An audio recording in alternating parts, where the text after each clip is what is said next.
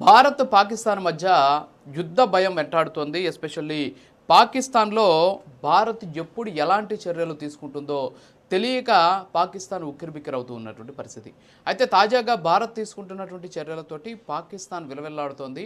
ఇప్పటికే యుద్ధం అనేటటువంటి అంశాన్ని పక్కన పెడితే అనేక రకాలుగా పాకిస్తాన్ని ముప్పతిప్పలో పెడుతోంది భారతదేశం. ఎస్పెషల్లీ సింధు నదీ జలాలను ఆపేయడం కావచ్చు, ఆ తర్వాత ఆ దేశంతో ఉన్నటువంటి వాణిజ్యపరమైనటువంటి అంశాలను తెగతింపులు చేసుకోవడం కావచ్చు, దీంతోపాటు ఆ దేశానికి వచ్చేటటువంటి విదేశీ నిధులు అలాగే ఐఎంఎఫ్ నుంచి వచ్చేటటువంటి నిధుల్ని ఆపడంలో కీలకంగా పాత్ర పోషించడం కావచ్చు. సో ఇలాంటి రకరకాలైనటువంటి అంశాలతోటి పాకిస్తాన్ అష్టదిగ్బంధనం చేస్తుంది. పాకిస్తాన్ కూడా అనేక రకాలైనటువంటి బాధలు పడుతుంది, ఇబ్బందులు పడుతూ ఉన్నటువంటి సిచ్యువేషన్ మనం చూస్తున్నాం. అయినప్పటికీ కూడా ఆ దేశానికి సంబంధించినటువంటి సైన్యానికి సంబంధించినటువంటి ఆర్మీ చీఫ్ ఎవరైతే మునీర్ ఉన్నారో, అసీం మునీర్, ఈయన వచ్చేసి ప్రస్తుతానికి భారత్ తోటి యుద్ధాన్ని ఆయన కోరుకుంటూ ఉన్నారు.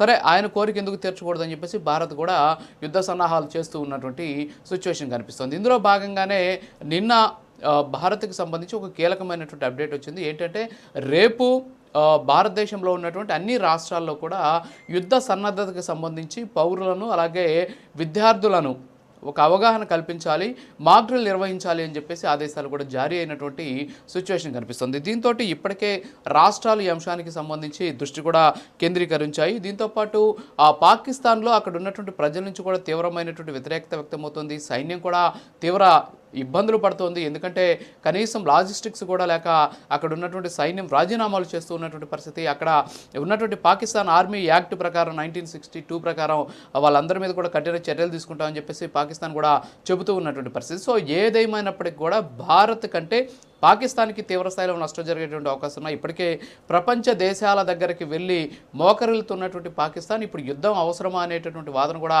వ్యక్తమవుతూ ఉన్నటువంటి పరిస్థితి. అంతేగాని అక్కడ ఉన్నటువంటి దేశం అనేది పక్కన పెడితే అక్కడ ఉన్నటువంటి ప్రధాని అలాగే ప్రధాని ఎవరి చేతులైతే కీలుబొమ్మగా మారినటువంటి అసీం మునీర్ ఉన్నారో, సో వీళ్ళిద్దరూ కలిసి పాకిస్తాన్ని సర్వనాశనం చేస్తున్నారని చెప్పేసి స్థానికంగానే అనేక రకాలైన వ్యతిరేకత వ్యక్తమవుతుంది. ఇప్పటికే ప్రజల్లో కూడా తీవ్రమైనటువంటి వ్యతిరేకత వ్యక్తమవుతూ ఉన్నటువంటి పరిస్థితి. అయితే మే 7వ తేదీ వరకు కూడా మాక్ డ్రిల్ నిర్వహించాలని చెప్పేసి కేంద్రం ఆదేశాలు జారీ చేసినటువంటి నేపథ్యంలో ప్రస్తుతానికి 7 తర్వాత ఏం జరగబోతోంది అనేటటువంటి దాని మీద సర్వత్రా ఉత్కంఠ అయితే కంటిన్యూ అవుతూ ఉన్నటువంటి పరిస్థితి. అసలు పాకిస్తాన్ మీద భారత్ ఏ విధంగా వెళ్ళబోతుంది, సైనిక చర్య ఉంటుందా, సైనిక చర్య ఉంటే పాకిస్తాన్ పరిస్థితి ఏంటి, అలాగే భారత్కి పాకిస్తాన్కి ఉన్నటువంటి ఈ యుద్ధానికి సంబంధించినటువంటి బలాబలాలు ఏంటి అనే దాని మీద కూడా అందరూ బేరీజ్ వేసుకుంటూ ఉన్నటువంటి సిచ్యువేషన్. కానీ భారత్ మాత్రం చాలా ఆచితూచి వ్యవహరిస్తుంది. పాకిస్తాన్ని ప్రపంచ దేశాల్లో ఒంటరి చేయాలి అనేటటువంటి ప్రయత్నాలు దాదాపుగా కూడా ఫలించినటువంటి పరిస్థితి. సో నాకు తెలిసి 1-2 దేశాలు మినహా